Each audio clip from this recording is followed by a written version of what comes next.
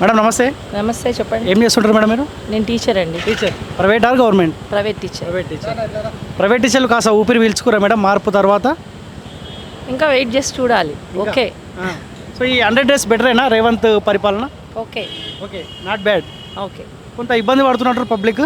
దేని గురించి? అంటే ఆయన ఇచ్చిన హామీలు 6 గ్యారంటీలు 100 రోజుల తర్వాత అన్నీ అమలవుతాయి అని చెప్పిండు. కొంత ఇబ్బంది పడుతున్నట్టు మీకు ఏమైనా అనిపిస్తా ఉందా? అంటే రూలింగ్ పార్టీ రాగానే అప్పుడు అయిపోవు కదా, it is still needs time పడుతుంది ఇంకా. మీరు ప్రైవేట్ టీచర్, సో రేవంత్ అన్నిటికీ చెప్పిండు 100 రోజుల తర్వాత అన్నిటికీ పరిష్కారం అని చెప్పిండు. సో ఈస్ ట్రయింగ్ నా ట్రై చేస్తున్నారు కదా, డిఎస్సి నోటిఫికేషన్ ఇవన్నీ పడ్డాయి. So let's see, wait and see. Okay. MP elections రాబోతా ఉన్నాయి మేడం, 3 అభ్యర్థులు ఉన్నారు. ఎవరికి అవకాశం ఉంటుంది మేడం? మీ so we can't say that. అప్పుడే బయటికి అయితే మా ఓటు హక్కు బయటికి చెప్పలేం కదా. ఓకే. సరే, సెంట్రల్లో బీజేపీకి 2 సార్లు అవకాశం ఇచ్చినాం కదా, మళ్ళీ మోదీ ఉండాల్సిన అవసరం ఉందా, మార్పు రావాలా? ఖచ్చితంగా ఉండాలి Modi. Reason madam? Reason he's good person పరంగానే కాకుండా నేషన్ పరంగా కూడా ఆయన చాలా ప్రొటెక్షన్ ఇస్తాడు. Especially Ayodhya terrorist regarding these. So protection ఎక్కువ ఆయన నుంచి మనకు. సో ఈ ఓట్ ఫర్ మోదీ. ఓకే. అంటే అభ్యర్థిని చూడరా? అభ్యర్థిని కూడా చూస్తున్నాం. So is very good person. తను డెడికేటెడ్ అని మా అభిప్రాయం. ఇక్కడున్న అభ్యర్థి డీకే అరుణ. ఇక్కడ నేను ఈ అభ్యర్థిని చెప్పట్లేదు, you asked about Modi. Modi గురించి చెప్తున్నా. మోదీ కోసమే ఓటు అంటారా ఇప్పుడు? మీరు సెంట్రల్లో ఎవరు ఉండాలి అన్నారు. So that was your question. So నేను బీజేపీ అని చెప్పాను. ఓకే.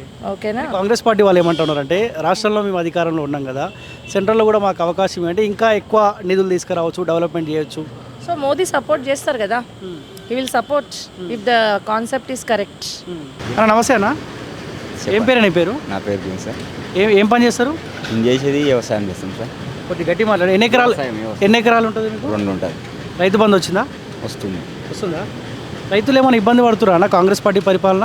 మస్తు ఇబ్బంది ఉంది. అవునా? చూస్తారా ఇబ్బంది అనుకున్నా. వచ్చింది రైతు బంధు వచ్చిందా, ఇంకేం ఇబ్బంది? ఇంకేమి టైంకి లేనిది రైతు బంధు ఏం అవసరం సార్. టైంకి వస్తలేదా?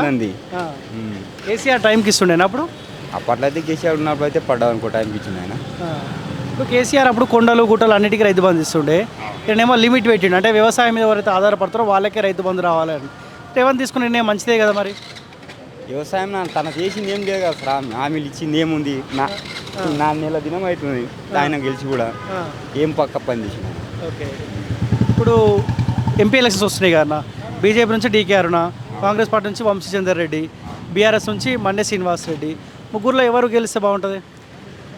డీకేఆర్నే గెలవాలని నా మనసు. ఎందుకు అంటే పార్టీ అంటే ఇష్టం కాబట్టి.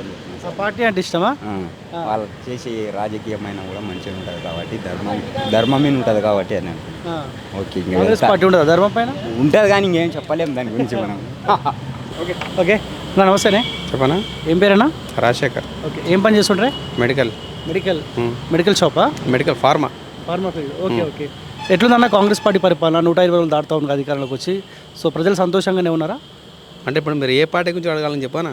పార్టీల గురించి మాకు సంబంధం లేదే, రేవంత్ పాలన ఎట్లా ఉంది?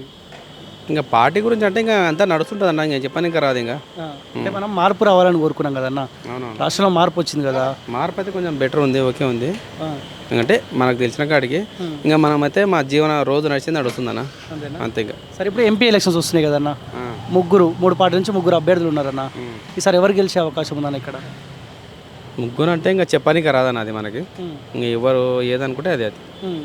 మీకు పరిచయం అన్న డీకే అరుణ, వంశీచందర్ రెడ్డి, మండే శ్రీనివాస్ రెడ్డి అందరు తెలుసు అన్న, 3 తెలుసు. ఎవరు గెలిస్తే బెటర్ అని మీరు అనుకుంటున్నారు? ఇంకా 3 తెలిసిన వాళ్ళు ఇంకా అప్పుడు తెలుస్తుంది ఇంకా, అంతే.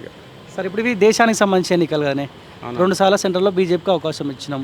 బీజేపీ ఉండాలా, మార్పు రావాల్సిన అవసరం? బీజేపీ ఉండాలి. రీజన్ ఏందన్న? అది ఉండాలన్న అంతే, ఇంకా తర్వాత వేరే ఆయన లేడు అంతే. ఓకేనా? కాంగ్రెస్ పార్టీ ఏం చెప్తుంది అంటే, రాష్ట్రంలో మేము అధికారంలో ఉన్నాం కదా, సెంట్రల్లో కూడా కాంగ్రెస్ పార్టీ ఉంటే ఇంకా కొంత మేలు జరుగుతుంది తెలంగాణ రాష్ట్రానికి అంటా ఉన్నారు. ఇంకా తెలియదని, అది మనకు అంత ఐడియా లేదు. సో మీ ఒపీనియన్ బీజేపీ ఉండాలి, నరేంద్ర మోడీ ఉంటే బాగుంటుంది అనిపిస్తుంది, అంతే. అదే ఇప్పుడు మా నరేంద్ర మోదీ ఇప్పటికే మత విద్వేషాలు రెచ్చగొడతాడు, హిందూ ముస్లిం అది చిచ్చు పెడతాడు. ఇక్కడ మహబూబ్నగర్లో కూడా చాలామంది ముస్లిమ్స్ ఉంటారు ఇక్కడ. సో అటువంటి ఇబ్బంది ఎప్పుడన్నా మీకు అనిపించిందా? అది కొంచెం ఉంది, కానీ అది లేకుంటే బాగుంటుంది అనిపిస్తుంది, అది నా ఉద్దేశం. అది ఎందుకంటే అందరిని కలుపుకోవాలని నా ఉద్దేశం అది. కానీ ఇక్కడ ఎవరు గెలుస్తారని ఇప్పుడే చెప్పలేరా? తెలియదు అని, అంత ఐడియా లేదు మనకి.